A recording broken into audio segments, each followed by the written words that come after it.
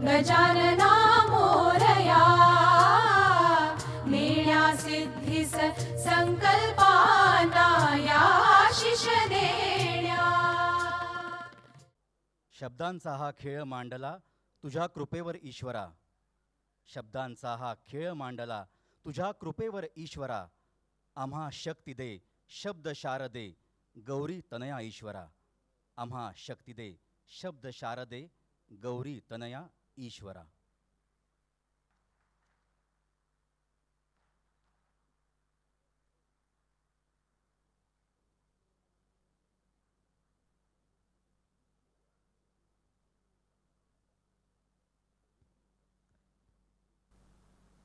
रसिक हो, उत्तुंग सांस्कृतिक परिवार ट्रस्टच्या 31 वर्षपूर्ती आनंदोत्सव समारंभासाठी उपस्थित सर्व मान्यवर आणि रसिक प्रेक्षकांचं सस्नेह सादर स्वागत. सर्व रसिकांनी स्थानापन्न व्हावं आणि आपले फोन्स बंद असावेत अशी पुन्हा एकदा अपेक्षा. तत्पूर्वी आज जी दुःखद वार्ता आपल्या कानावर आली, पद्मविभूषण, ग्रॅमी पुरस्कार, दादासाहेब फाळके पुरस्कार, महाराष्ट्र भूषण पुरस्कार अशा पुरस्काराने सन्मानित असलेल्या जगप्रसिद्ध ज्येष्ठ चतुरस्र गायिका आशाताई भोसले यांची प्राणज्योत आज दिनांक 12 एप्रिल 2026 रोजी मालवली. सर्वांना एक नम्र विनंती, आपण शांतता पाळून आणि शक्य असल्यास काही क्षण उभे राहून त्यांना श्रद्धांजली वाहूयात.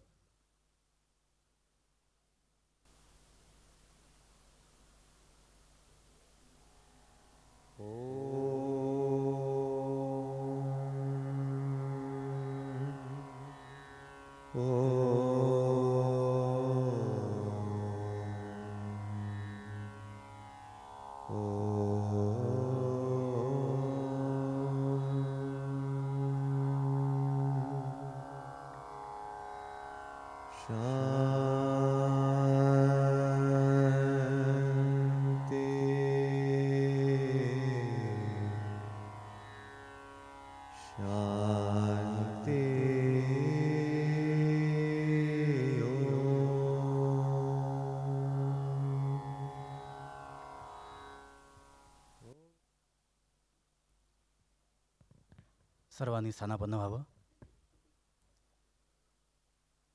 जे जे उत्तम उदात्त उन्नत, जे जे उत्तम उदात्त उन्नत, तसे आम्हा व्हायचे.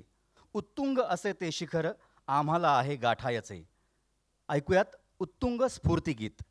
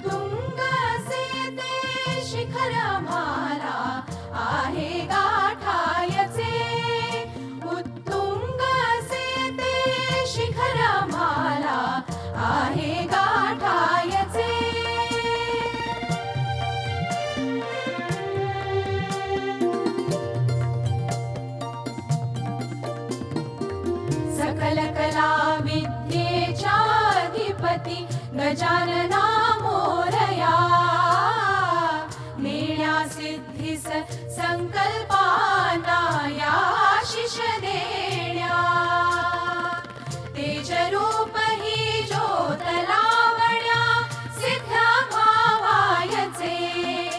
उत्तुंग असे ते शिखर आम्हाला आहे गाठायचे. उत्तुंग असे ते शिखर आम्हाला आहे गाठायचे.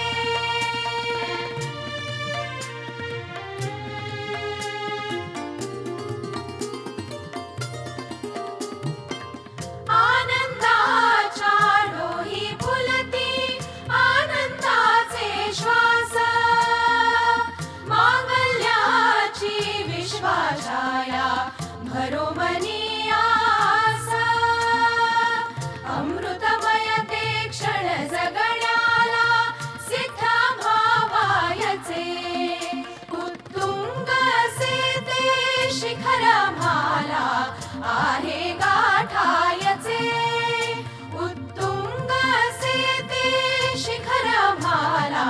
आहे गाठायचे.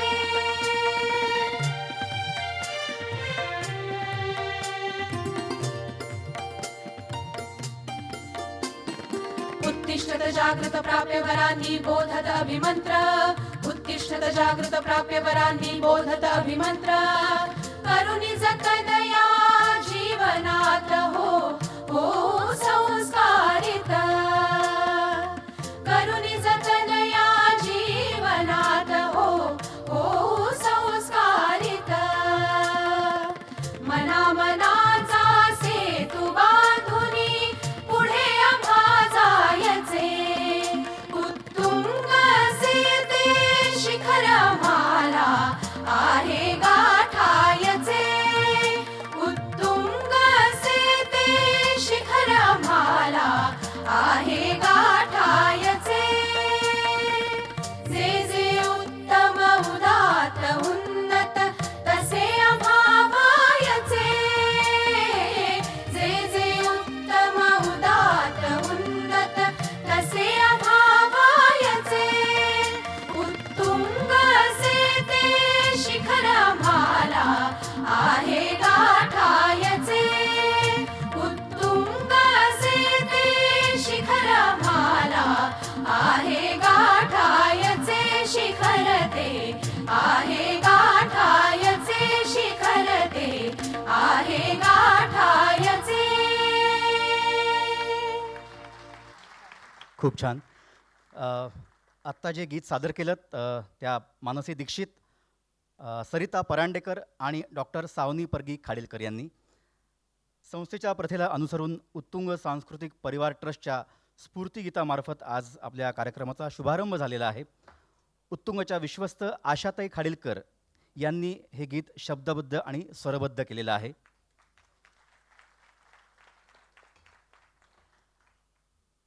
स्वागतम स्वागतम सुस्वागतम. सर्वांना सस्नेह नमस्कार. आजच्या आपल्या या आनंदोत्सवी सोहळ्यासाठी उपस्थित व्यासपीठावर आसनस्थ उत्तुंगच्या मुख्य विश्वस्त आशाताई खाडीलकर, सहविश्वस्त ओमकार खाडीलकर, आजच्या समारंभाचे अध्यक्ष आदरणीय श्रीमान डॉक्टर विनयजी सहस्रबुद्धे, आजचे उत्तुंग सन्मान मानकरी डॉक्टर उदय निरगुडकर, विदुषी शैलाताई दातार, श्रीमान पार्थ बावस्कर आणि ज्ञान प्रबोधिनी पुणे संस्थेचे संचालक डॉक्टर गिरीश बापट. आपल्या सर्वांचे सहर्ष उत्तुंग स्वागत आणि उपस्थित रसिक वर्गाला पुन्हा एकदा नमस्कार. मी अभिषेक खेडकर आपलं स्वागत करतो.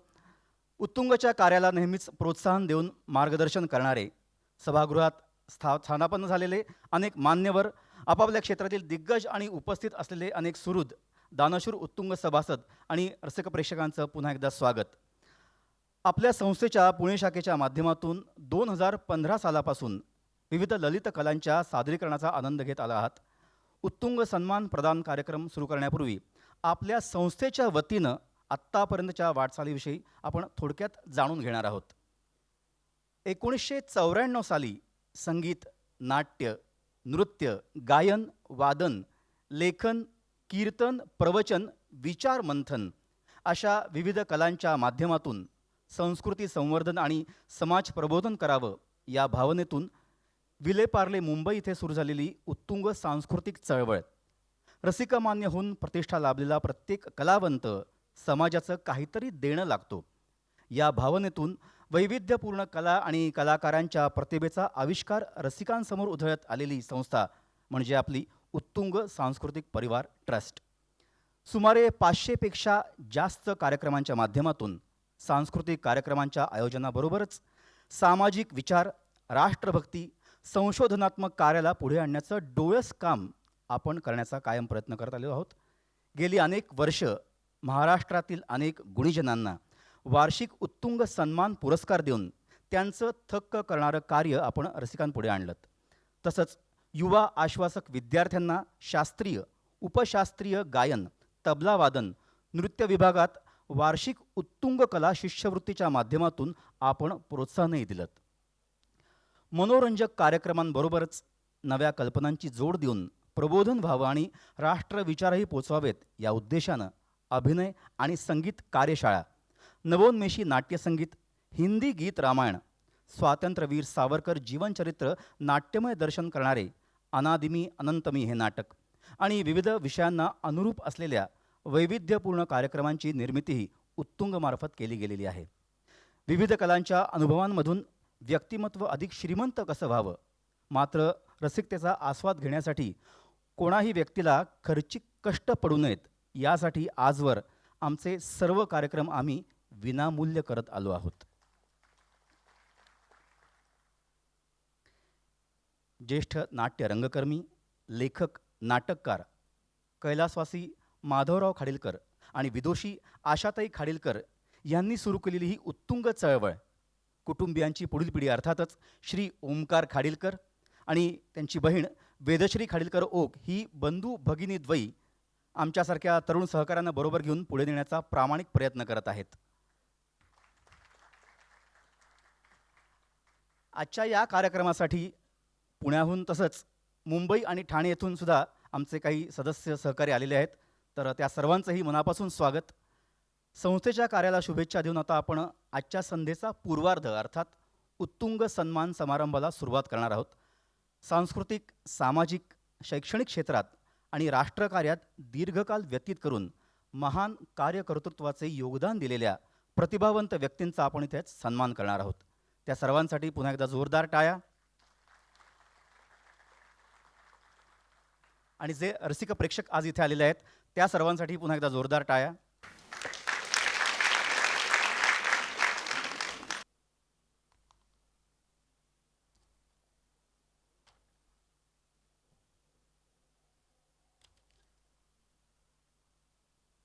आजच्या समारंभाचे अध्यक्ष जे आहेत आदरणीय श्रीमान डॉक्टर विनयजी सहस्त्रबुद्धे यांचा उत्तुंग परिचय थोडक्यात नमूद करतो. भारताच्या संसदेत ते सदस्य होते. 2016 ते 2022 या काळात महाराष्ट्र राज्याचे राज्यसभामध्ये त्यांनी प्रतिनिधित्व केलेलं आहे. ऑगस्ट 2014 ते सप्टेंबर 2020 या काळामध्ये त्यांनी भारतीय जनता पक्षाचे राष्ट्रीय उपाध्यक्षपद स्वीकारलेले आहे. 2018 पासून डॉक्टर सहस्त्रबुद्धे यांची Indian council for cultural relations म्हणजेच ICCR याचं अध्यक्षपद त्यांनी भूषवलेलं आहे. ते एक राजकीय अभ्यासक म्हणून ओळखले जातात आणि ते उत्तम लेखकही आहेत. रामभाऊ म्हाळगी प्रबोधिनी या निवडून आलेल्या प्रतिनिधी आणि सामाजिक कार्यकर्त्यांसाठीच्या संशोधन व प्रशिक्षण संस्थेचे ते उपाध्यक्षही आहेत. राज्यसभेचे सदस्य म्हणून त्यांनी शिक्षण, महिला, बालक व युवक आणि क्रीडाविषयक संसदीय स्थायी समितीचे अध्यक्षपदही गौरवलेले आहे आणि त्यांनी त्याच्यात उत्तुंग कार्य केलेलं आहे. फेब्रुवारी 2009 मध्ये political parties as victims of populism and electoral compulsions a quest for systematic solutions या प्रबंधासाठी मुंबई विद्यापीठकडून सहस्त्रबुद्धे यांना PhD पदवी प्रदान करण्यात आली आहे. ते इंग्रजी आणि मराठी भाषेतील अनेक वर्तमानपत्रे व साप्ताहिकांमध्ये अधूनमधून लेखही लिहित असतात. त्यांनी मराठीत काही पुस्तकंही लिहिलेली आहेत, ज्यामध्ये एकाकी पूर्वांचल हे भारताच्या ईशान्य राज्यांवर आधारित पुस्तक समाविष्ट आहे. 1998 मध्ये निवडक माणूस या सहसंपादित मराठी पुस्तकासाठी त्यांना महाराष्ट्र शासनाकडून उत्कृष्ट साहित्यकृतीचा पुरस्कार देखील मिळाला आहे.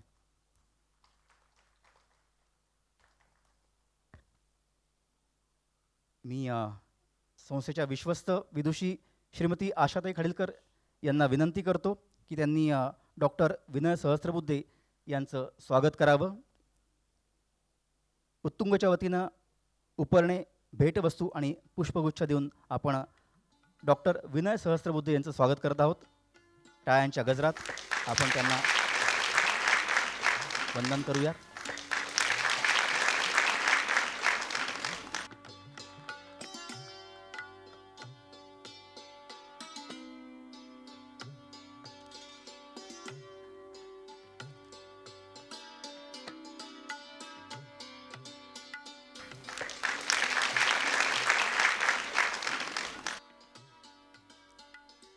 धन्यवाद आशाताई. धन्यवाद विनयजी. आपण आता पुढच्या पुरस्काराकडे वळतोय. आपला पुढचा पुरस्कार आहे रसिकमणी स्वर्गीय श्रीकृष्ण पंडित स्मृती उत्तुंग गुणगौरव सन्मान, जो दिला जात आहे विदुषी शैलाताई दातार यांना. तत्पूर्वी त्यांची ओळख आपण करून घेऊयात. आदरणीय विदुषी शैलाताई दातार, सविनय सप्रेम नमस्कार. आपण भारतीय शास्त्रीय संगीताच्या अथांग सागरात आपल्या स्वरसाधनेचा प्रकाश पसरवणाऱ्या एक ऋषितुल्य व्यक्तिमत्व आहात. आग्रा, इंदूर, ग्वाल्हेर, किराणा, जयपूर, बनारस घराण्याच्या प्रख्यात हिंदुस्थानी शास्त्रीय गायिका आणि प्रतिष्ठित संगीत समीक्षका आणि संशोधिका म्हणून आपली ओळख सर्वांनाच आदर्शवादी आणि प्रेरणादायी आहे. आईवडिलांनी स्थापन केलेले मनोहर संगीत विद्यालय आपल्यासाठी एक शक्तिपीठ ठरलं. पंडित भास्करबुवा बखले यांच्या जीवनावर 16 वर्ष संशोधन करून देव गंधर्व या प्रमाणभूत चारित्र्याच्या लेखिका, देव गंधर्व बखलेबुवा ट्रस्टच्या विश्वस्त आणि पुणे भारत गायन समाजाच्या आपण अध्यक्ष आहात. आपल्या वडिलांनी पंडित रामकृष्ण पर्वतकर यांच्याकडून घेतलेले तबला प्रशिक्षण आणि पंडित बाळकोबा गोखले यांच्याकडून घेतलेले हार्मोनियमचे प्रशिक्षण, तसेच आपल्या आईंनी पंडित विनायकबुवा पटवर्धन व केशवराव भोळे यांच्याकडून घेतलेली गायन तालीम, यामुळे लहानपणापासूनच आपल्यावर स्वरसंस्कार झाले. पंडित वसंतराव देशपांडे, पंडित राम मराठे, पंडित माणिक वर्मा, पंडित गजाननबुवा जोशी, पंडित मल्लिकार्जुन मनसूर यांच्याकडून आपल्याला लाभलेले संगीत प्रशिक्षण म्हणजे आपणास लाभलेले वरदानच.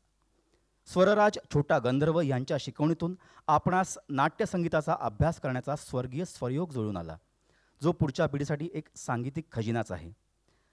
पंडित भास्करबुवा बखले यांच्या बंदिशीचा संग्रह असलेला मधुसंचयन हा आपण लिहिलेला ग्रंथ संगीत अध्ययनाचा एक वस्तुपाठच आहे. पंडित माणिक वर्मा आणि ज्येष्ठ संगीतकार श्रीनिवास कळे यांच्या जन्मशताब्दीनिमित्त आयोजित केलेल्या कार्यक्रमात आपणास अमृतस्वर या सन्मानाने गौरवण्यात आलेला आहे. उत्तुंग संगीत गुरु या भूमिकेतून आपलं बहुमूल ज्ञान आणि अनुभव आपण युवा पिढीला संक्रमित करत आहात. आपल्या प्रदीर्घ सांगीतिक प्रवासाचा गौरव करताना आम्हाला सार्थ अभिमान वाटत आहे. सांस्कृतिक क्षेत्रातील आपल्या या उत्तुंग कार्याला वंदन करून आपल्याला उपरणे, स्मृतिचिन्ह, पुष्पगुच्छ आणि ₹25,000चा धनादेश देऊन रसिकमणी स्वर्गीय श्रीकृष्ण पंडित स्मृती उत्तुंग गुणगौरव सन्मान प्रदान करताना आम्हाला अतीव आनंद होत आहे. मी डॉक्टर विनय सहस्त्रबुद्धे यांना विनंती करतो, त्यांनी उपरणे, पुष्पगुच्छ, स्मृतिचिन्ह, मानपत्र आणि ₹25,000चा धनादेश देऊन विदुषी शैलाताई दातार यांचे स्वागत करावं, सन्मान करावा.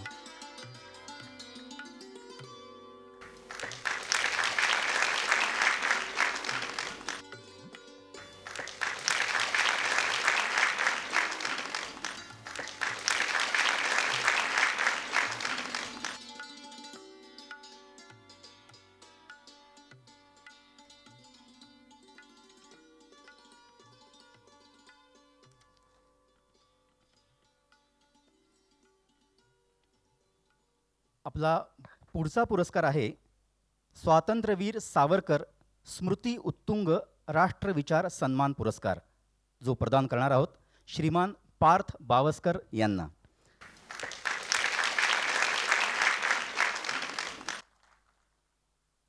खरं तर आपण यांना सोशल मीडियावर आपण रोज पाहतो, त्यांच्याकडनं आपल्याला भरपूर ज्ञानार्जन होतं आणि खरंच पुढच्या पिढीला एक छान दिशा मिळते.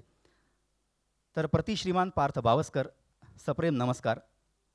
महाराष्ट्रातील एक तरुण लेखक, अभ्यासपूर्ण वक्ते आणि इतिहास संशोधक म्हणून आपण येणाऱ्या पिढीसमोर एक आदर्श वस्तुपाठ उभा केला आहे. तरुण वयातच आपण आपल्या ओघवत्या व अभ्यासू वक्तृत्वातून छत्रपती शिवाजी महाराज, लोकमान्य टिळक, योगी अरविंद, स्वामी विवेकानंद, स्वातंत्र्यवीर सावरकर, भारतीय स्वातंत्र्य लढ्यातील अनेक ज्ञात अज्ञात क्रांतिकारी, रामायण, महाभारत, भगवद्गीता, ज्ञानेश्वरी यांसारख्या महान विषयांना तरुण पिढीसमोर मांडलत. शब्दामृत, प्रकाशन, पर्यटन आणि निर्मितीच्या माध्यमातून साहित्याची सेवा आणि समाज प्रबोधन करण्यातील आपलं योगदान खरोखरच कौतुकास्पद आहे. अंदमानातील सेल्युलर जेलमध्ये जवळजवळ 5,000हून पेक्षा जास्त, तर अयोध्या, वाराणसी, प्रयागराज अशा तीर्थस्थानी आजवर 1,500हून जास्त पर्यटकांना आपण घडवून आणलेली ज्ञानपूर्ण माहितीपूर्ण सफर ही एक देशव्यापी क्रांती आणि देशप्रेमी चळवळ आहे असं म्हणणं वावगं ठरणार नाही.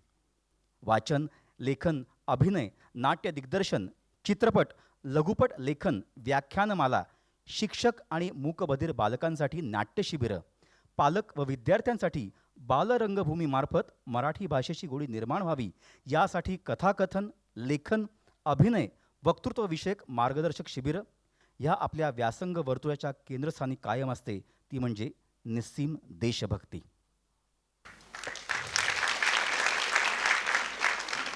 मराठी, इंग्रजी वृत्तपत्रांसाठी स्तंभलेखन. मुंबई तरुण भारत या वृत्तपत्रात लोकमान्य टिळकांच्या स्मृती शताब्दीनिमित्त लेखमाला, ABP माझा वृत्तवाहिनीसाठी विशेष सल्लागार म्हणून आपण कार्य केलं. राष्ट्राय स्वाहा सारख्या कार्यक्रमातून देशाच्या इतिहासाचा, आपल्या संस्कृतीचा, नाट्य, नृत्य, संगीतमय जागर अशा आपल्या अनेक उपक्रमांमधून देव, देश, धर्म प्रथम याची प्रचिती वारंवार येते. स्वातंत्र्यवीर सावरकरांच्या जीवनावर आधारित मराठी, हिंदी, इंग्रजी भाषेत निर्मित झालेले एकमेव माहितीपूर्ण लघुपटाचे लेखन, दिग्दर्शन हे आपल्या हातून झालेलं आहे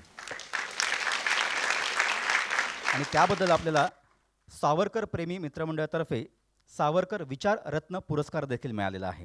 याचा आम्हाला सार्थ अभिमान आहे. उत्तुंग सांस्कृतिक परिवार ट्रस्टसाठी दैवता समान असलेल्या स्वातंत्र्यवीर सावरकरांच्या राष्ट्रविचारानं प्रेरित होऊन ऐतिहासिक ग्रंथांचं संशोधन, लेखन, व्याख्याने, साहित्य संवर्धन आणि विचार प्रसरण यामार्फत करत असलेल्या आपल्या डोळस कार्याबद्दल आम्ही आपला सन्मान करत आहोत. मी पुन्हा एकदा डॉक्टर विनय सहस्त्रबुद्धे यांना विनंती करतो, आपण पार्थ बावस्कर यांचा सन्मान करावा. उपरणे, स्मृतिचिन्ह, पुष्पगुच्छ आणि ₹25,000चा धनादेश देऊन स्वातंत्र्यवीर सावरकर स्मृती उत्तुंग राष्ट्रविचार सन्मान प्रदान करताना आम्हाला विशेष आनंद होत आहे.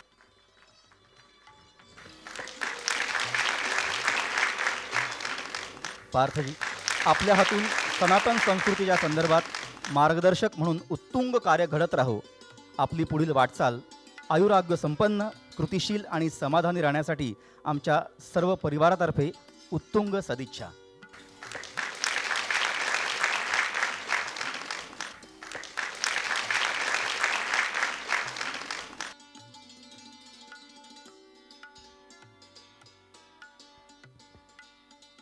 मान्यवरांनी स्थानापन्न व्हावं.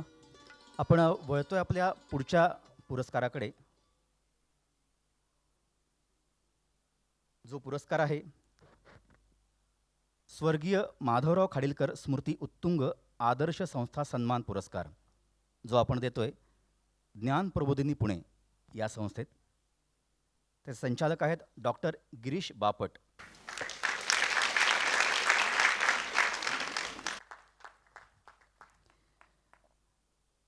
ज्ञान प्रबोधिनी पुणे याविषयी आपण थोडी माहिती आपण घेऊयात. स्वामी विवेकानंदांच्या विचारांची सांगड घालून आणि कैलासवासी विनायक विश्वनाथ तथा आप्पाजी पेंडसे यांच्या मार्गदर्शक ध्येयाची कास धरत संस्कृती संवर्धन, दारिद्र्य निर्मूलन, दुःख निवारण यासाठी आवश्यक ते संघटन आणि प्रबोधन अशी विचारधारा वाहणारी, ज्ञानाचे प्रबोधन करणारी, बुद्धिमत्तेस समाज परिवर्तनाची प्रेरणा देणारी एक स्वायत्त सुसंस्कृत संस्था म्हणजे ज्ञान प्रबोधिनी. शिक्षण, संशोधन, ग्राम विकसन, आरोग्य, संघटन, स्त्री शक्ती, प्रबोधन, राष्ट्रीय एकात्मता या नीतिमूल्यांवर आधारित एक आदर्शवादी संस्था म्हणजे ज्ञान प्रबोधिनी पुणे. आपल्या संस्थेमार्फत गेल्या अनेक दशकांपासून केवळ विद्यार्थीच नव्हे तर देशाचे जबाबदार नागरिक आणि सक्षम नेतृत्व घडवण्याचे महान कार्य अविरतपणे सुरू आहे. प्रगत बुद्धिमत्ता असलेल्या विद्यार्थ्यांच्या सर्वांगीण विकासावर भर देत बुद्धिमत्ता, देशभक्ती आणि चारित्र्य यांचा त्रिवेणी संगम करून शारीरिक कसरतींबरोबरच हिमालयातील गिर्यारोहण आणि इतर साहसी मोहिमांसाठी प्रोत्साहन देऊन व्यक्तिमत्व विकास करण्यास आपण प्राधान्य देत आला आहात. भारतीय संस्कृतीची ओळख करून देण्यासाठी मंत्र पठण, संस्कार वर्ग, ऐतिहासिक सहलींचे आयोजन, संस्कार पोथ्यांची पुनर्रचना, पौरोहित्य प्रशिक्षण वर्ग, विविध विषयांवर व्याख्यानमाला, पूर्व प्राथमिक वयोगटातील बालकांपासून ते विविध औद्योगिक कंपन्यातील सदस्यांपर्यंतच्या गटासाठी विविध मार्गदर्शन वर्ग, समुपदेशन, संशोधन, अद्ययावत प्रणालीचा वापर इत्यादी विविधांगी उपक्रमातून सुसंस्कृत मनुष्य घडणीला संशोधनाची जोड देऊन आपण वैश्विक ज्ञान संवर्धन आणि संरक्षणच करत आहात. आधुनिक विज्ञानाची जोड देऊन भारतीय संस्कार लोकांपर्यंत पोहोचवण्याची संस्था असा आपला नावलौकिक आहे. ग्रामीण विकासाला चालना, स्त्रियांसाठी स्वयंरोजगार संधी, महिलांचा नेतृत्व विकास, कुटुंब समुपदेशन, अंगणवाडी प्रशिक्षण, ग्रामीण तरुणांना तांत्रिक प्रशिक्षण, कुष्ठरोग निर्मूलन योजना, गरोदर महिलांसाठी आरोग्य तपासणी, कुपोषण मुक्तीसाठी बालवाडी तायांचे प्रशिक्षण, निर्धुर चुली, पाण्याच्या फिल्टरच्या वापराचे प्रशिक्षण असे समाज उन्नतीच्या दृष्टीनं लोकाभिमुख अनेक स्तुत्य उपक्रम राबवत समाजासमोर प्रबोधनाचा एक आदर्श आपण प्रस्थापित केला आहे. आपली सात्विक सिद्धी, सकारात्मक ऊर्जा, सातत्यपूर्ण कार्य, संवेदनशीलपूर्ण सामाजिक चळवळ या विविध बाबी समाजाला विघटनातून संघटनेकडे आणि विकोप्यातून एकोप्याकडे घेऊन जातात. उत्तुंग सांस्कृतिक परिवार ट्रस्टचे संस्थापक, ज्येष्ठ रंगकर्मी स्वर्गीय माधवराव खाडीलकर यांनी उत्तम मनुष्य संचयाच्या श्रीमंतीला हाताशी धरून समाजातील विविध घटकांच्या संघटनात्मक शक्तीला एकत्रित करून अनेक संस्थांमध्ये विविध भूमिकांमधून सक्रिय कार्यभार सांभाळला आणि प्रबोधनात्मक कार्याला नेहमीच चालना दिली. त्यांच्या सुखद स्मृतींची आठवण चिरंतन राहावी यासाठी ज्ञान प्रबोधिनीच्या उल्लेखनीय कार्याबद्दल आपण त्यांचा सन्मान करत आहोत. मी पुन्हा एकदा डॉक्टर विनय सहस्त्रबुद्धे यांना विनंती करतो, त्यांनी ज्ञान प्रबोधिनी पुणेचे संचालक डॉक्टर गिरीश बापट यांचा सन्मान करावा.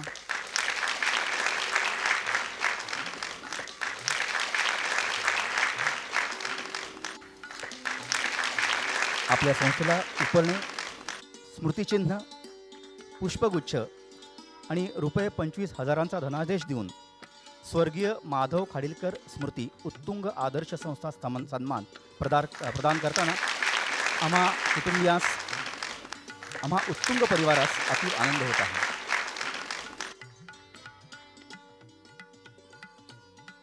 आपली पुढील वाटचाल अशीच कृतिशील, संस्कृती संपन्न आणि समृद्ध राहो हीच आमच्या सर्व परिवारातर्फे उत्तुंग सदिच्छा.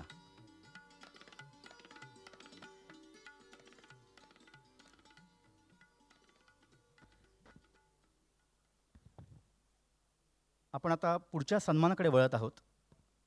पुढचा सन्मान आहे स्वर्गीय विजय वामन गाडगीळ स्मृती उत्तुंग जीवन साफल्य सन्मान, डॉक्टर उदय निरगुडकर.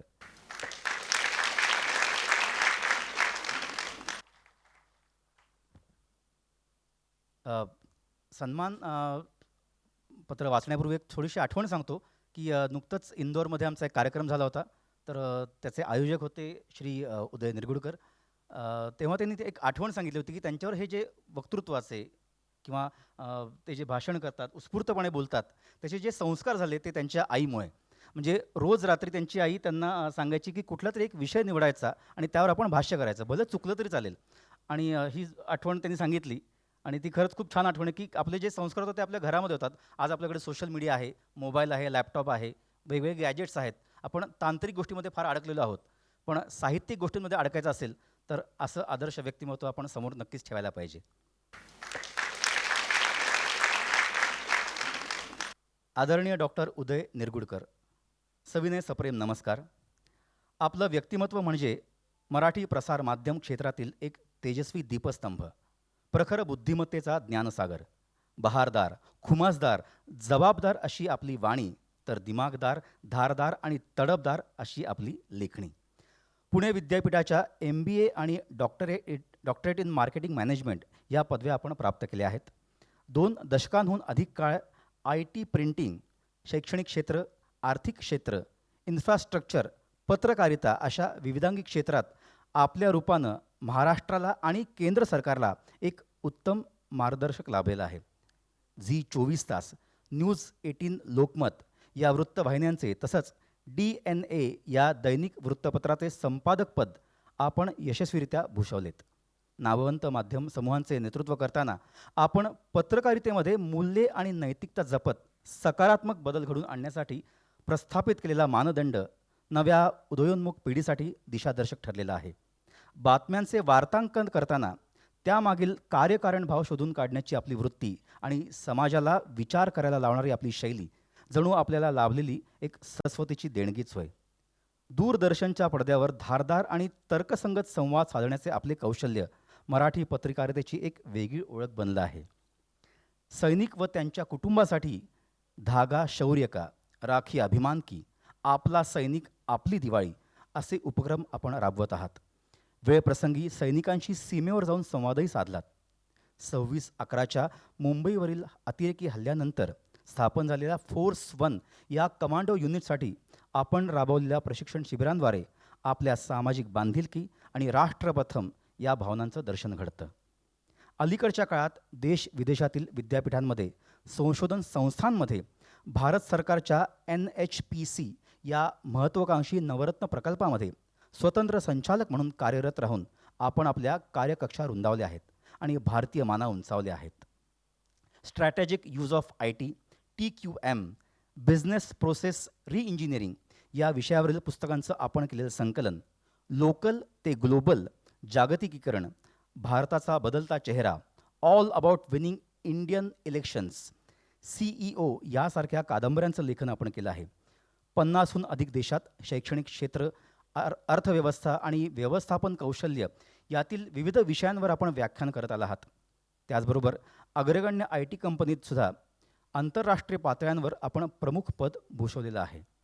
साहित्याची दिंडी डोळे मिरवताना आपण शास्त्रीय संगीताची देखील आराधना केलीत, ज्यासाठी NCPA आणि संगीत नाटक अकादमीतर्फे आपणास प्रदान करण्यात आलेला पुरस्कार आपल्या सर्व गुणसंपन्नतेची ग्वाही देतो.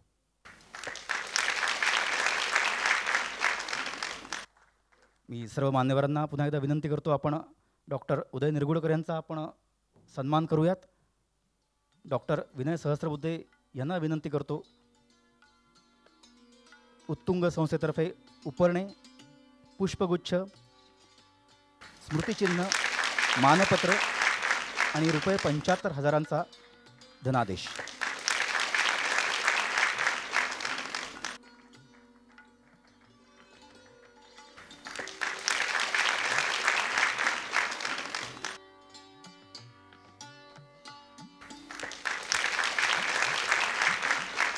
स्वर्गीय विजय वामन गाडगीळ स्मृती उत्तुंग जीवन साफल्य सन्मान प्रदान करताना आम्हास अतीव आनंद होत आहे. डॉक्टर उदय निरगुडकरजी, आपली पुढील वाटचाल आरोग्य संपन्न, कृतिशील आणि समाधानी राहण्यासाठी आमच्या सर्वांतर्फे उत्तुंग सदिच्छा.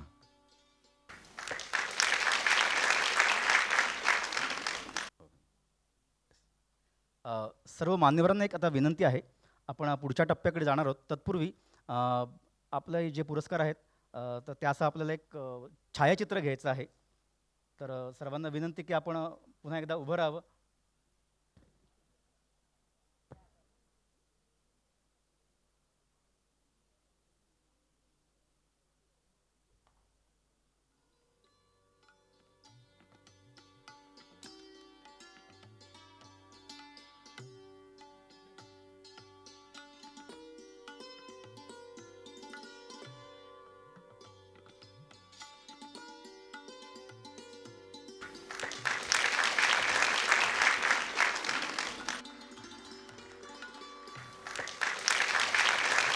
या प्रसंगी विंदांची एक छान ओळ आठवली की देणाऱ्याने देत जावे, घेणाऱ्याने घेत जावे. ज्यांना पाठ झालं त्यांनी पुन्हा माझ्या मागे म्हणावं, देणाऱ्याने देत जावे, घेणाऱ्याने घेत जावे, घेता घेता एक दिवस देणाऱ्याचे हात घ्यावे, क्षितिजाचे उत्तुंग कडे डोळ्यांमध्ये भरून घ्यावे. अशी विंदांची कविता.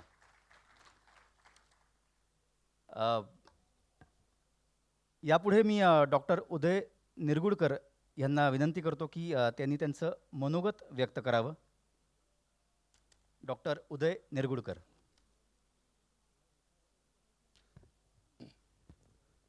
व्यासपीठावरील सर्व मान्यवर, आजच्या कार्यक्रमासाठी म्हणून आमचे सत्कार करण्याकरता उपस्थित असलेले आमचे ठाणेकर ज्येष्ठ मार्गदर्शक डॉक्टर विनय सहस्त्रबुद्धे,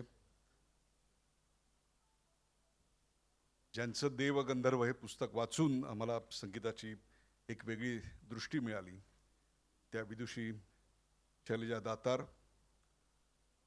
ज्याचे राष्ट्रीय विचार ऐकणं ही एक पर्वणी असते, असा माझा सन्मित्र पार्थ बावस्कर, आणि त्या राष्ट्रीय विचारांचं संस्थात्मक रूप जे चालवतात ज्ञानप्रबोधीच्या रूपानं, ते डॉक्टर गिरीश बापट. सर्वप्रथम ओंकार आणि विदुषी यांचं मी अभिनंदन करतो की इतका देखणा सोहळा ते इथे सादर करतायत. अशातही तुमचं अभिनंदन की सलग 31 वर्ष तुम्ही हे करताय. विनयजी, सहज मी पाहिलं तर 94 सालपासून करतायत, म्हणजे मनमोहन सिंग ते नरेंद्र मोदी असा हा प्रवास आहे. सहज सुचलं म्हणून आपल्याला. सुचताना असंच सुचतं, ते पत्रकाराला काय करणार. अपेक्षा खूप छोट्या असतात तो हल्ली, की कार्यक्रम वेळेवर सुरू व्हावा एवढीच अपेक्षा असते हल्ली. कार्यक्रम चांगला व्हावा अशी अपेक्षा लोक फार कमी ठेवतात. पण हा कार्यक्रम वेळेवर सुरू झाला याबद्दल मी प्रथम तुमचं अभिनंदन करतो की दॅट्स दी. पण अशातही हे काही बरोबर नाही. एका ठाणेकराचा सत्कार ठाणेकराच्या हस्ते करायला तुम्हाला पुण्यात यावं लागलं.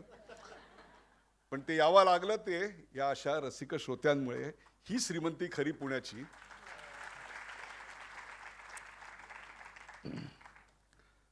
उत्तुंगनी महाराष्ट्रामध्ये एक संस्कृती जोपासली, एक परिवार निर्माण केला. माधवरावांशी माझा अतिशय घनिष्ठ परिचय होता. माझ्या ठाण्याच्या कार्यालयात एकदा तुम्ही दोघं खूप पूर्वी आलेला होता, तुम्हाला आठवत असेल तर. आणि त्यानंतर त्यांच्या कार्यालयातल्या अनेक कार्यक्रमांना मी स्वतः उपस्थित होतो. दर्जा म्हणजे काय हे जर पाहायचं असेल तर त्याचा एक मापदंड म्हणून आपल्याला उत्तुंगच्या कार्यक्रमांकडे पाहावं लागेल. शक्य असूनही उत्तुंगनं कधी थिल्लरपणा केला नाही. म्हणजे एव्हरेस्ट मिळवायचं, पण यापेक्षा ते कसं मिळवायचं याचा सुद्धा वस्तुपाठ निर्माण केला. And that's more important. It is not important to reach the height, it is important how you reach there. आणि इथंच तर आजच्या सामाजिक सांस्कृतिक जीवनाची शोकांतिका आहे. मैं ऊपर जाऊंगा लेकिन तुम्हें छोड़ के या तुम्हें गाड़ के, यापेक्षा तुम्हें साथ लेके, हा जो विचार इथे दिसतो आणि ती जी गुणवत्ता दिसते, ती गुणवत्ता निव्वळ अफलातून आहे. इट्स ऑलवेज सेट की जेव्हा मी उत्तुंगकडे पाहतो तेव्हा मला जॅक वेल्च हे जनरल इलेक्ट्रिकचे सर्वेसर्वा होते. 130 देशांमध्ये त्यांनी जनरल इलेक्ट्रिक ही कंपनी नेली. त्यांचं एक सुंदर आत्मचरित्र आहे. कदाचित पुण्यातल्या जुन्या पुस्तकांच्या दुकानामध्ये ते नक्कीच उपलब्ध असेल. द GE वे असे त्या पुस्तकाचं नाव आहे, जरूर वाचा. त्याच्यातला एक प्रसंग मला इथे फिट बसतो अगदी. काय माणसाची दृष्टी असते तुम्हाला सांगतो, आणि त्या दृष्टीमुळे तो माणूस मोठा होतो. साधा MBA करताना इंटर्नशिप चालू होती. फर्स्ट इयर आणि सेकंड इयरच्या मध्ये 1.5-2 महिन्याचा कालावधी असतो. when you have to work in the industry as intern, take that certificate and give your report. Jack Welch यांना काय काम दिलं होतं, तर एक डेअरी प्लांट होता, आणि त्या डेअरी प्लांटमध्ये कन्व्हेअर बेल्ट होता. त्याच्यावर विविध आकाराच्या बाटल्या यायच्या, ते कन्व्हेअर बेल्टमधनं जायच्या. विविध प्रकारचे नॉझल्स होते, त्याच्यातनं विविध प्रकारचे दुग्धोत्पन्न पदार्थ त्यात जायचे, आणि पुढे जाऊन ते कॅप व्हायचे, आणि कॅप होऊन बॉक्स व्हायचे. हे फक्त बघायचं आहे, बाकी काही करायचं नाही आहे की बाबा व्यवस्थित चाललंय की नाही. पण माणसाची नजर काय असते बघा, दॅट मेक्स इट. 2047 साल येणार हे तर सगळ्यांनाच माहिती होतं. पण 2047 साली स्वातंत्र्याला 100 वर्ष पूर्ण होतील तेव्हा आपण विश्वगुरू बनलं पाहिजे आणि बनू शकतो, हा विश्वास देणाऱ्या माणसाकडे ती दृष्टी असते. तुम्हाला सांग, तसंच आहे. त्यांनी त्याच्यात एक सुंदर प्रसंग लिहिलेला आहे की त्या बाटल्या जात होत्या, आणि माझ्या मनात एक विचार आला. प्रथम मी तो इंग्रजी वाक्य जसंच्या तसं सांगतो, आणि नंतर याचा मराठी तर्जुमा. No matter the size and shape of container, no matter the size and shape of container, cream of the milk always comes at the top. मला असं वाटतं तुमच्या टाळ्यांनी याचा मराठी तर्जुमा द्यावा असं काही नाही आहे. It's the cream that comes at the top. ते हे उत्तुंग आहे. हे समाजाचं हे ते क्रीम आहे. आणि सर्व या परिवाराचे जे दाते आहेत त्यांचं मी विशेषतः अभिनंदन करतो की कोणत्या कार्यक्रमाला पाठबळ द्यावी हे हल्ली कळलं पाहिजे. ज्या क्षेत्रात आम्ही काम करतो तिथे कोण कोणाला कसलं पाठबळ देतं हेच कळत नाहीये हल्ली. आणि हा परिवार खूप मोठा आहे, तुम्हाला सांगतो. हे खरं वैभव आहे. अन्यथा कच्छपी लावून फसवण्याचे अनेक उद्योगधंदे महाराष्ट्रात चालू असताना इथंच थांबतो मी. पुढचं तुम्हाला कळलं असेल मला काय बोलायचंय. त्यावेळेला अशा प्रकारची एक सांस्कृतिक चळवळ उभी करणे, त्यातून समाजाची अभिरुची घडवणे याला फार महत्व आहे. आणि हे इतकं विलक्षण कार्य तुम्हाला सांगतो. दुसऱ्या महायुद्धातला प्रसंग आहे. दुसऱ्या महायुद्धात घनघोर युद्ध चालू होतं. हिटलरच्या विमानवेधी तोफा या सगळ्या बॉम्ब टाकत होत्या लंडनवर. आणि तिथले जे संध्याकाळचे कॉन्सर्ट्स व्हायचे ते कॉन्सर्ट्स बंद केले गेले. हे जेव्हा चर्चिलला कळलं, was a prime minister than, ते चिडले. ते म्हणले अरे हे युद्ध कशा करता लढतोय आपण. हे युद्ध इंग्लंडची संस्कृती आणि हे सांस्कृतिक कार्यक्रम जिवंत राहावेत याकरता चालू आहे. हेच जर बंद करणार असाल तर युद्ध कशाला लढायचं मी.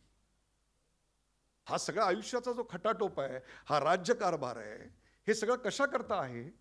तर हे पिढ्यानपिढ्यातनं आलेलं चिरपत चाललेलं जे आमच्या आयुष्यातलं संचित आहे ते संचित सुरक्षित ठेवून योग्य संस्कार करून ते पुढच्या पिढीपर्यंत द्यायचं असतं. ही अविरत चालणारी प्रक्रिया असते.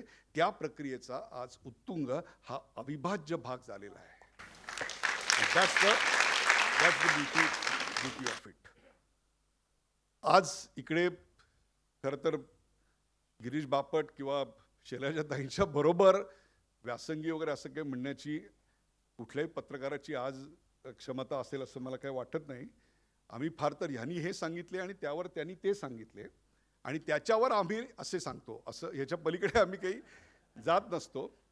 पण तरी देखील आज हा जो आपण सन्मान मला दिलात त्याबद्दल मी कृतज्ञता व्यक्त करतो. आणि एक छोटीशी विनंती ओंकार आणि विदशीला करतो. ठाण्यातही चांगला ऑडियन्स असू शकतो याची ओळख जाणीव पुढच्या वेळी ठेवा. धन्यवाद. यानंतरचा सांगीतिक कार्यक्रम उत्तरोत्तर रंगत जाईल याची मला खात्री आहे.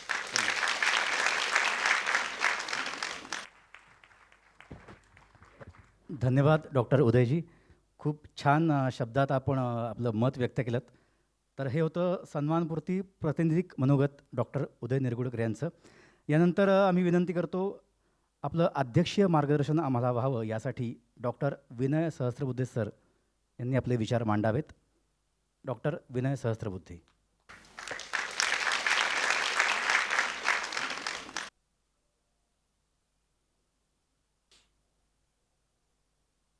उत्तुंग संस्थेच्या या अतिशय नेटक्या देखण्या सोहळ्यामध्ये आपल्यात उपस्थित असलेल्या सन्माननीय विदुषी आशाताई खाडीलकर, विदुषी शैलाताई दातार, आमचे ठाणेकर मित्र आणि ज्यांची पत्रकारितेतली कारकीर्द वेगवेगळ्या कारणाने गाजत गेली असे आणि ज्यांचा कॉर्पोरेटचा एक खूप सुदीर्घ अनुभव आहे डॉक्टर उदय निरगुडकर, ज्ञानप्रबोधिनीचे डॉक्टर गिरीशजी बापट, तरुण मित्र पार्थ बावस्कर आणि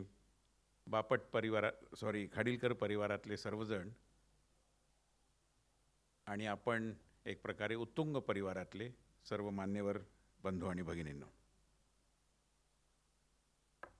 खरं म्हणजे उत्तुंग संस्थेने या ठिकाणी इतक्या मान्यवरांच्या सत्कारासाठी पाहुणा म्हणून माझी निवड करून माझा खूप मोठा बहुमान केला आहे आणि त्याबद्दल उत्तुंग संस्थेबद्दल मी सुरुवातीलाच कृतज्ञता व्यक्त करतो. माधवराव खाडीलकर, आशाताई खाडीलकर यांचा माझा अनेक वर्षांपासूनचा परिचय. अनेक वेळा फोनवर बोलणं झालं. मागच्या एका कार्यक्रमात मी यायचं असं जवळजवळ ठरलंसुद्धा. काही कारणाने ते होऊ शकलं नाही. पण आशाताईंनी हे स्नेहसंबंध अधिक दृढ व्हावेत असा विचार करून बहुधा मला या ठिकाणी बोलावलं आणि नुसतंच बोलावलं असं नाही तर बरेचदा फोन करून त्यांनी खात्री करून घेतली की तुम्ही राजकारणात आहात, एकदम काही बदलाल काही किंवा कार्यक्रमात काही परिवर्तन तर होणार नाही ना. पण आशाताईंचा प्रेमाचा धाक पण आहे, त्यामुळे मी त्यांना शब्द दिला आणि मला इथे येता आलं. त्यांनी मला बोलावलं प्रेमाने. मी त्यांचा खरोखरच मनापासून आभारी आहे. उदय निरगुडकरांनी सांगितलं ते खरंच आहे. म्हणजे कार्यक्रम वेळेत सुरू होणं याची सवय सुटत चालल्याचे आजचे दिवस आहेत आणि विनामूल्य असूनही संगीताच्या या कार्यक्रमाला इतक्या आपुलकीने आपण सगळेजण जवळजवळ सभागृहामध्ये खचाखच भरलेल्या अशा उपस्थित आहात, हे देखील थोडं विरळ अशा प्रकारचं दृश्य आहे.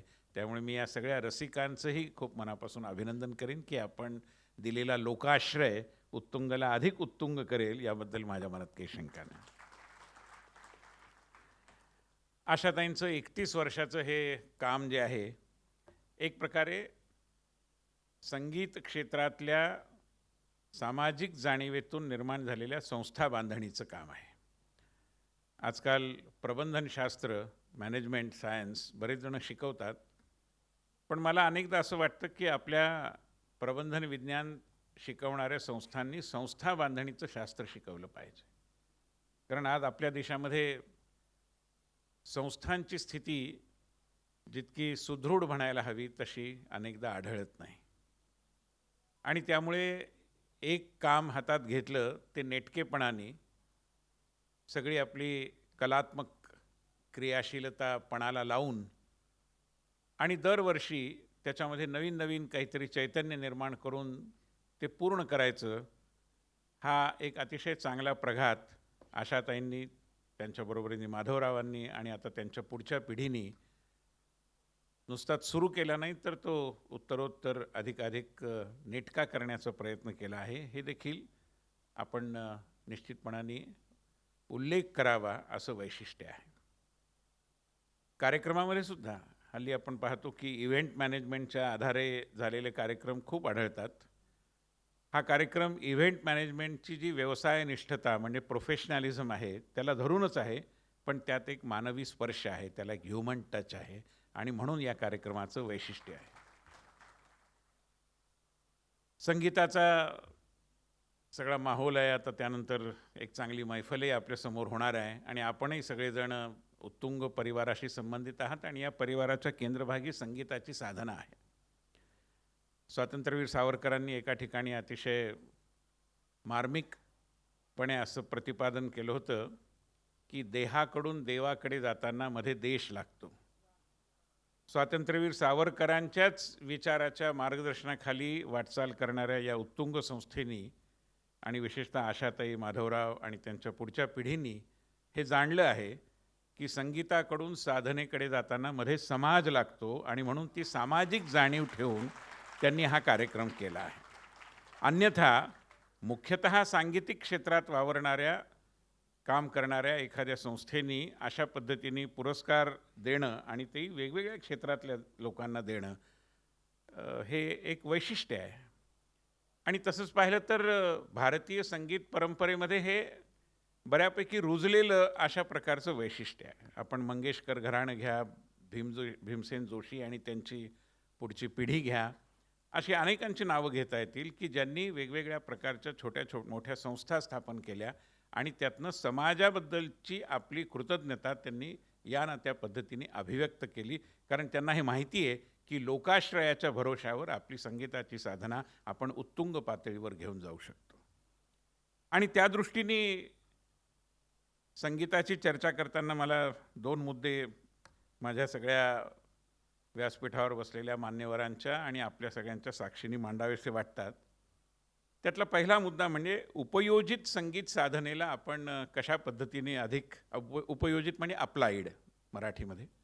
त्यामुळे अप्लाइड म्युझिक जे आहे, म्हणजे मी उदाहरण देऊन सांगतो. 4 वर्षापूर्वी मी भारतीय सांस्कृतिक संबंध परिषदेच्या माध्यमातून एक उपक्रम केला होता की आपण सगळेजण प्रवास करतो, विमानतळांवर जातो किंवा लिफ्टमधनं आपण एका मजल्यावरून दुसऱ्या मजल्यावर जातो.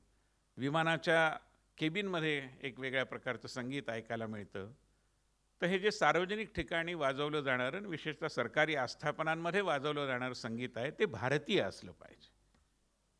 आणि म्हणून आम्ही अनेक संगीत क्षेत्रातल्या दिग्गजांशी चर्चा केली. त्यातले अनेक जण हे निवेदन तयार करण्याकरता उत्सुक होते. ते तयार झालं आणि मग पंडित संजीव अभ्यंकर आले होते, मंजुषाजी होत्या, डागर बंधू होते, आणखीनही दिल्लीकडचे काही संगीत क्षेत्रातले नामवंत होते. या सगळ्यांच्या उपस्थितीत त्यावेळचे नागरिक हवाई क्षेत्रातले मंत्री ज्योतिरादित्य सिंधिया यांना आम्ही निवेदन द्यायचं ठरवलं. ज्योतिरादित्यांचा मोठेपणा असा की त्यांनी ही सगळी नावं बघितली आणि ते म्हणाले की माझ्या ऑफिसात एवढ्या सगळ्यांना घेऊन तुम्ही येण्यापेक्षा मी भारतीय सांस्कृतिक संबंध परिषदेच्या कार्यालयात येतो आणि तिथे निवेदन स्वीकारतो. आम्हाला खूप आनंद झाला. ज्योतिरादित्यजी आले, त्यांनी निवेदन घेतलं. आता सरकार काय असा कायदा करू शकत नाही की भारतीय संगीतच वाजवा, पण अशा प्रकारची ॲडव्हायझरी ज्याला म्हणतात ती निश्चितपणाने लागू करू शकते. आणि म्हणून त्यांनी एक सल्ला सूचना म्हणू आपण त्याला, त्या पद्धतीने लगेच आम्ही निवेदन शनिवारी दिलं असेल आणि मंगळवारी त्यांनी ती सूचना प्रसृत केली. आम्हाला खूप आनंद झाला की सरकारने आपल्याला पाठिंबा दिला. दुःखाचा भाग असा की त्यानंतर 2 दिवसांनी times of India, Indian express आणि महाराष्ट्रातल्या एका मातब्बर मराठी दैनिकांनी आमच्यावर टीका करणारे अग्रलेख लिहून असं विचारलं की असं भारतीय संगीत म्हणजे वेगळं काय असतं आणि त्याचा आग्रह धरणं किती संकीर्ण अशा प्रकारच्या मानसिकतेचं लक्षण आहे. म्हणजे आम्हाला प्रश्न पडला की भारतीय शास्त्रीय संगीत किंवा शास्त्रीय संगीतावर आधारित सुरावटी या अशा सार्वजनिक ठिकाणी ऐकायला मिळाव्यात अशी मागणी आम्ही भारतात करायची नाही तर काय ब्राझीलमध्ये करायची. पण दुर्दैवाने हा उरफाटा कारभार आहे. म्हणजे पंतप्रधान नरेंद्र मोदींनी ज्या मेकॉले मुक्त भारताची संकल्पना मांडली आहे त्या मेकॉले मुक्तीकडे जाताना हाही एक थांबा आपल्याला लागतो आणि त्याही विषयात आपल्याला काम करावं लागेल याची एक जाणीव आम्हाला या प्रसंगानंतर झाली. हे असं घडतं याचं एक महत्त्वाचं कारण आहे आणि म्हणून महाराष्ट्र सरकारच्या सांस्कृतिक धोरणाची रूपरेषा आखताना आम्ही हाही मुद्दा त्यामध्ये समाविष्ट केला होता की संगीताला सुद्धा शेवटी लोकाश्रयाची गरज असते आणि तो लोकाश्रय जर नव्या पिढीमध्ये आपल्याला विकसित करायचा असेल ती भावना, तर आस्वादनशास्त्र म्हणजे सायन्स ऑफ ॲप्रिसिएशन हे शिकवण्याची गरज आहे.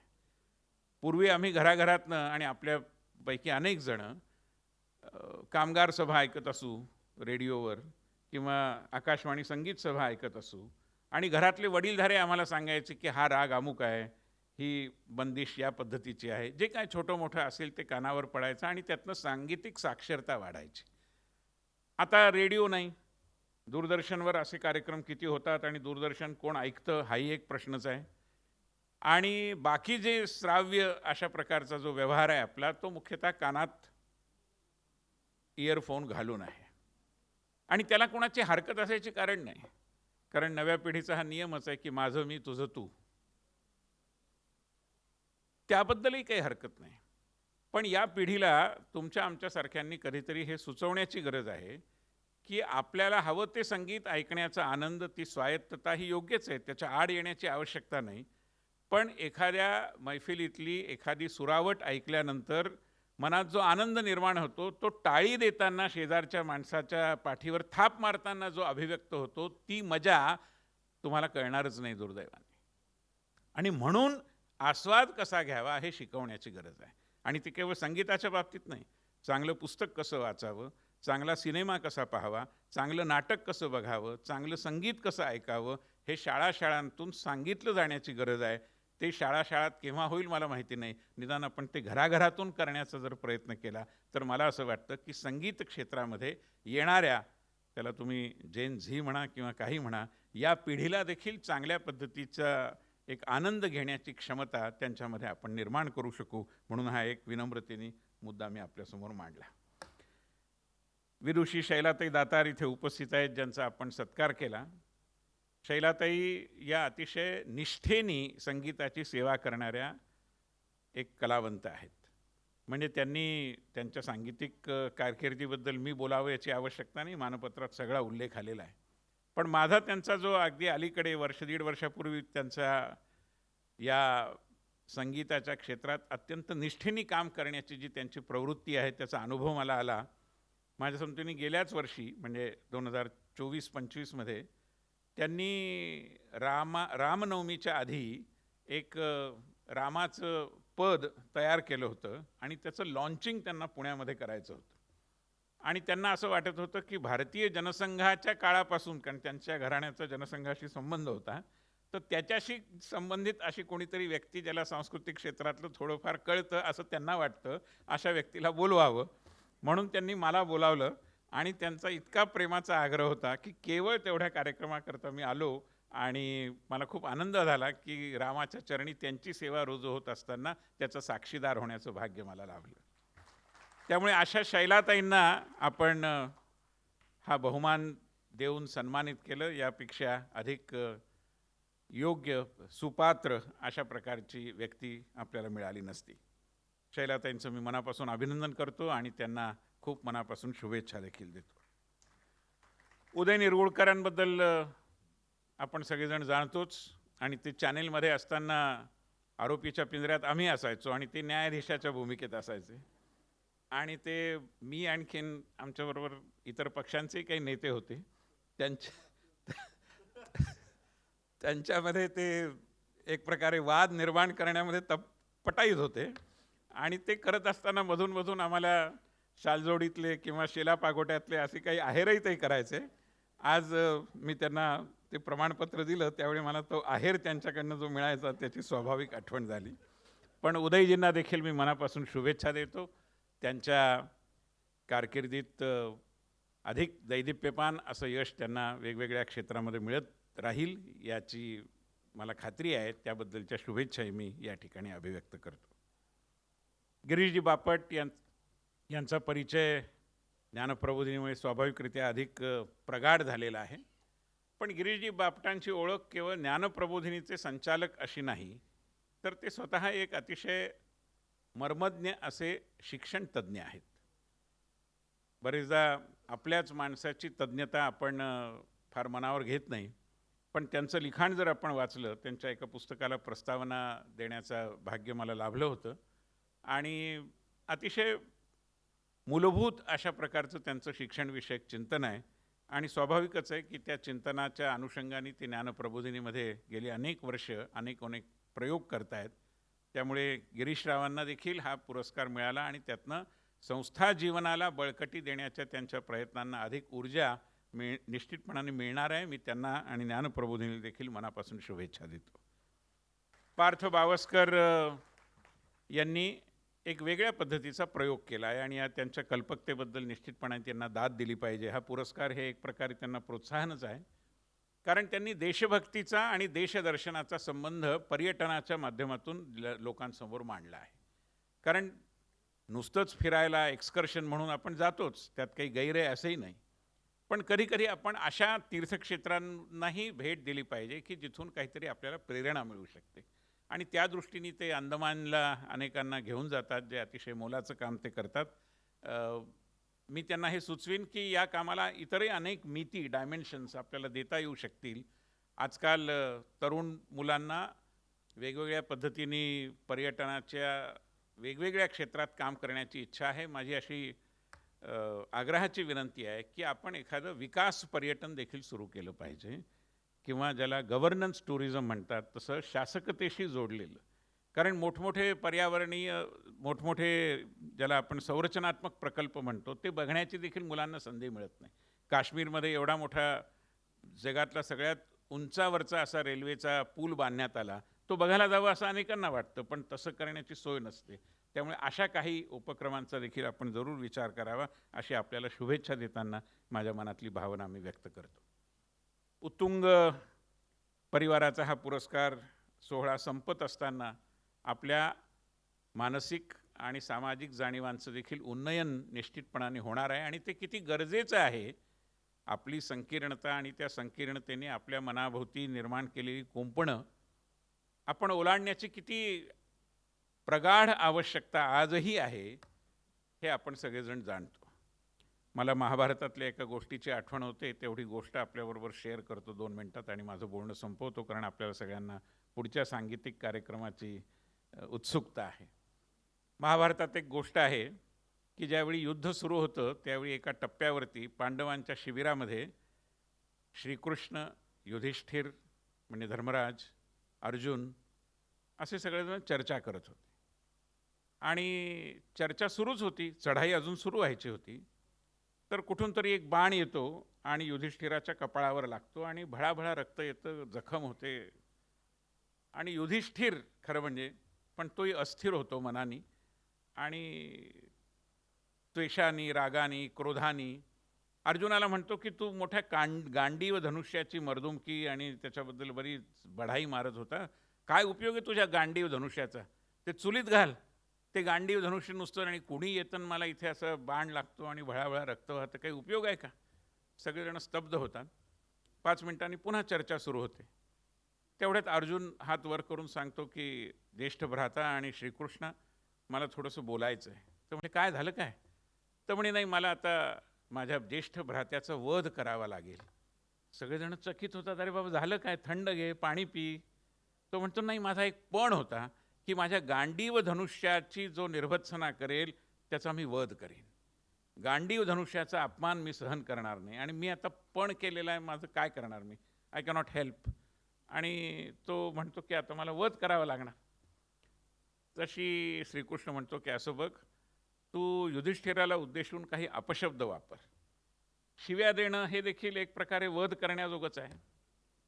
त्यामुळे हा शॉर्टकट तो स्वीकारतो आणि काही त्याच्या मगदोराप्रमाणे त्याला त्यावेळी जे येत असतील ते अपशब्द उच्चारतो आणि पेच प्रसंग निवारण होतो आणि गोष्ट पुढे चालू राहते. 5-10 मिनिटांनी पुन्हा अर्जुन म्हणतो की क्षमा करा, पण मला आणखीन काही निवेदन करायचं आहे. तर म्हणे आता काय झालं? तर म्हणजे माझा दुसरा पण होता की माझ्या ज्येष्ठ भ्रात्याला उद्देशून जो अपशब्द उच्चारेल त्याचा मी वध करेन, तर आता मला आत्महत्या करावी लागेल. I cannot help it. तर मग श्रीकृष्ण म्हणतो की बाबा पुन्हा एकदा पाणी पी, थंड हो आणि आता मी युक्ती सांगतो की तू थोडीशी आत्मप्रशंसा कर. आत्मप्रशंसा ही देखील आत्महत्याच आहे, लक्षात ठेवणं. मग अर्जुन छोटीशी आत्मप्रशंसा वगैरे करतो आणि तो पेचो प्रसंग पार पाडून पुढे चर्चा सुरू राहते. मला असं वाटतं की आपल्या सगळ्यांचे असे काही छोटे मोठे आग्रहाचे मुद्दे असतात आणि त्यातनं मोठ्या उत्तुंग अशा ध्येयाचा आपल्याला विस्मरण होत राहतं. ते होऊ नये याची प्रेरणा आपल्याला यासारख्या कार्यक्रमातून मिळेल, यासारख्या व्यक्तिमत्वांच्या कार्यातून मिळेल. या सगळ्यांना मी मनापासून पुन्हा एकदा शुभेच्छा देतो, आपल्याला अभिवादन करतो आणि माझं बोलणं.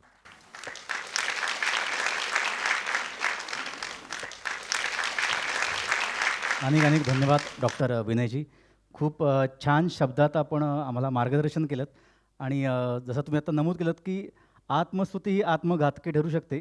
तर हेच वाक्य मी उचलून म्हणजे आत्मस्तुती म्हणता येणार नाही, पण आपल्या सर्व दिग्गजांचं जे सन्मानपत्राचं शब्दांकन करण्याचा मान उत्तुंग परिवाराने मला दिलात, त्याबद्दल मी उत्तुंगचे मनापासून धन्यवाद मानतो. कारण आपल्या सगळ्यांबद्दल एवढं मला शिकायला मिळालं, अनुभवायला मिळालं, समजायला मिळालं आणि खरंच हे पुढच्या पिढीने शिकायला पाहिजे की यांचं प्रत्येकाचं जे जे उदात्त आणि उत्तम आणि उत्तुंग कार्य आहे ते प्रत्येकाने अंगीकारावं, आपल्या पुढच्या पिढीला ते द्यावं. आपले काही बालक असतील तर त्यांना हे पोचवावं की पार्थजी आहेत, उदयजी आहेत, विदुषी शैला दातार आहेत आणि विनयजी आहेत, डॉक्टर गिरीश बापट आहेत, की त्यांचं आत्तापर्यंतचं कार्य हे सगळ्यांनी समजून घ्यावं आणि पुढच्या पिढीपर्यंत नक्कीच पोचवावं. तर जसं आपण मगाशी म्हणलं की आपण वेळेत कार्यक्रम आपण सुरुवात केलीत आणि आता वेळेत आपण पूर्वार्ध पण संपवत आहोत. तत्पूर्वी सप्तर्षी ही जी कविता सावरकरांनी अंदमानात लिहिली, तर ते शब्द फक्त आठवले मला की त्या उत्तुंग नभी जसा विहरतो हा प्राण आमुचा, त्या उत्तुंग नभी जसा विहरतो प्राण हा आमुचा, तसाच राहो ध्येय पथावर हा बाणा आमुचा, तसाच राहो ध्येय पथावर हा बाणा आमुचा.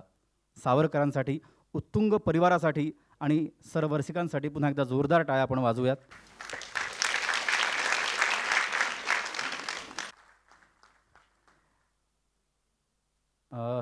आपण उत्तरार्धाकडे जाणार आहोत. जसं म्हणजे वसंत बापट म्हणले होते की उत्तुंग आमुची उत्तर सीमा उंचईंचा लढवू, त्याचप्रमाणे उत्तरार्धही आम्ही उंचईंचं लढवूच. तत्पूर्वी उत्तुंगच्या उपक्रमांमध्ये आपणापैकी कोणालाही जर का स्वयंसेवक म्हणून, प्रतिनिधी म्हणून किंवा देणगीदार म्हणूनही सहकार्य करायची इच्छा असल्यास आपण आमच्याशी जरूर संपर्क साधावा. कुठल्याही प्रतिनिधीशी ज्याच्याकडे उत्तुंगचा हा बॅच आहे. आपण आमच्या उत्तुंग ट्रस्ट या फेसबुक पेजला भेट दिल्यास आपल्याला विविध आगामी उपक्रमांची माहिती नक्कीच मिळू शकते. आपण आता उत्तरार्धाकडे जाणार आहोत. मध्यांतर असेल एक साधारण 10 ते 15 मिनिटाचं.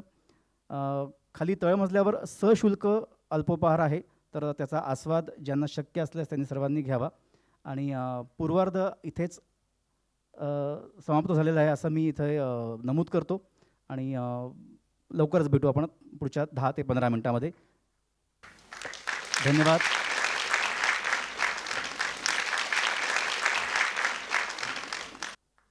सर्व मान्यवरांचं पुन्हा एकदा खरंच आभार आहेत.